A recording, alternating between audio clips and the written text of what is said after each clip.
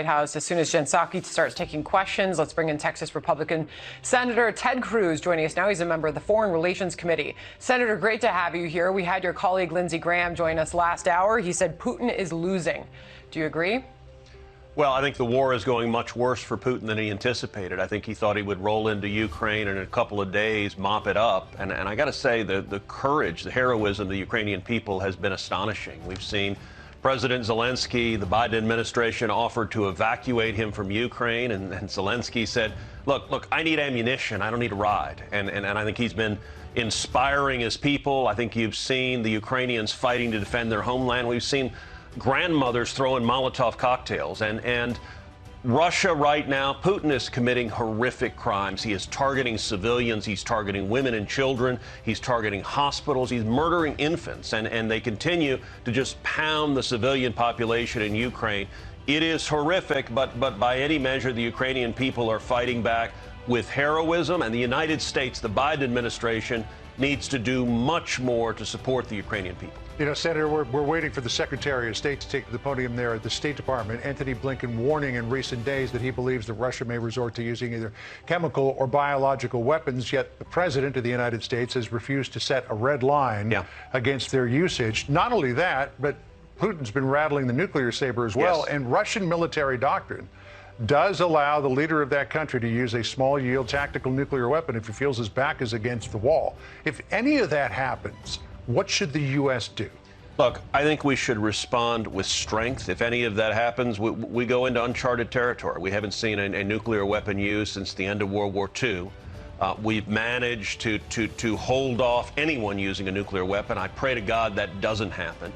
I will say I think the odds of it happening are increasing because I think presidential weakness from the White House invites this. You know, one of the maddening things watching the carnage in Ukraine, this didn't have to happen. This war was preventable. I think it was caused by two specific mistakes made by the White House. Number one, Biden's disastrous withdrawal and surrender in Afghanistan to the Taliban. I think every enemy of America took the measure of the man in the Oval Office and concluded that he was weak and feckless and ineffective. And I said at the time when that happened, the chances of Russia invading Ukraine just increased tenfold, and the chances of China invading Taiwan increased tenfold. But secondly was very specific mistakes Biden made with respect to Russia and Ukraine, and in particular Nord Stream 2, which is the pipeline that Putin was building from Russia to Germany to go around Ukraine. He was building that pipeline so that he could invade Ukraine. I was the one who authored the sanctions in the Senate that shut Nord Stream down. They got overwhelming bipartisan support in Congress, passed into law. Donald Trump signed my sanctions legislation into law, and Putin stopped building the pipeline literally the day Trump signed that legislation. Fast forward to Biden becoming president. 4 days after Biden takes the oath of office, Putin resumes deep-sea construction of Nord Stream 2. A few months later, Biden waives the sanctions on Russia, and Putin gives him the green light to build the pipeline. That is why this invasion happened, and it didn't have to happen. All right, so still, though, the question is for the White House, and we're about to hear from Jen Psaki. She's often pressed in that briefing room. What is the red line? Is there a red line where the United States will step up its aid to Ukraine, including sending in and approving of the sending in of those MiG jets? Here was Zelensky. He gave an NBC Nightly News interview, and he talked about just that, Senator, real quick. Here he is.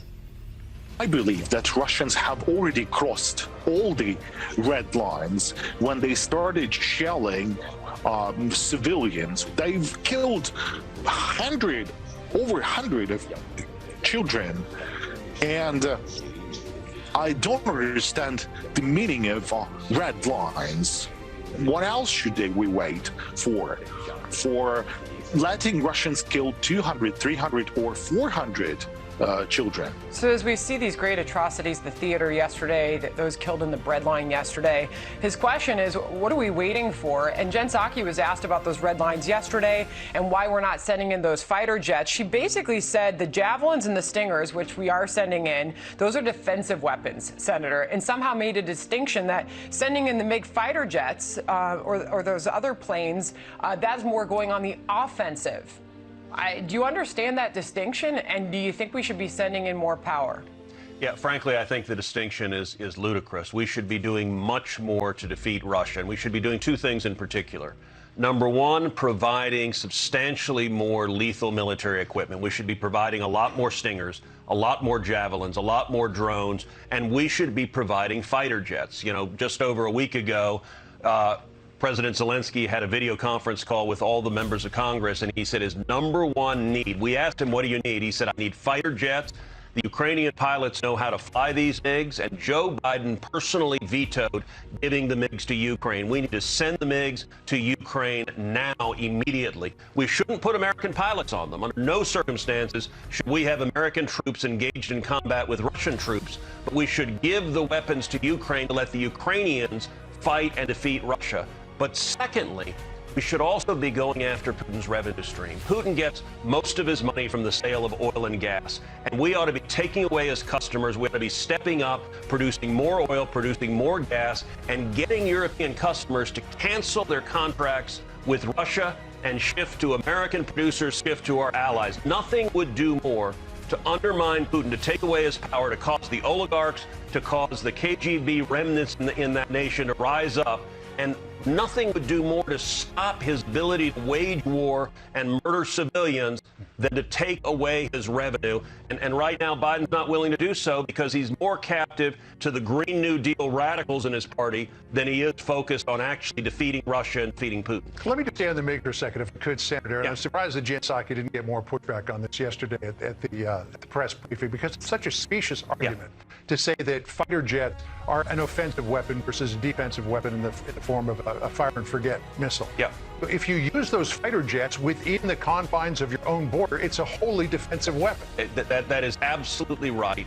Look, if you look at a Stinger is a missile that's fired up to take out an aircraft. They're very effective. Right now, the Ukrainians are using Stingers to take out Russian aircrafts. If you look at a Javelin is principally an anti-tank weapon that goes up, comes down on the top of the tank, blows it up. They're right now killing Russian soldiers using Stingers and Javelins. There's no meaningful distinction between that and a MiG. And when it comes to offensive or defensive, listen, no one on earth is suggesting Ukraine wants to invade Russia. They're not marching on Moscow. They're telling the soldiers, stop murdering our civilians and get the hell out of our country. That is, by definition, defensive. But the problem, John, look, what got us in this mess is Biden is scared of Putin. He's scared to stand up to Putin. The first meeting Biden had with Putin, Putin's number one foreign policy objective, he wanted to build Nord Stream 2. And the reason he wanted to build Nord Stream 2 is the instant it was complete, he could invade Ukraine because he no longer needed the pipelines in Ukraine once Nord Stream 2 was done. What did Biden do? He started out by surrendering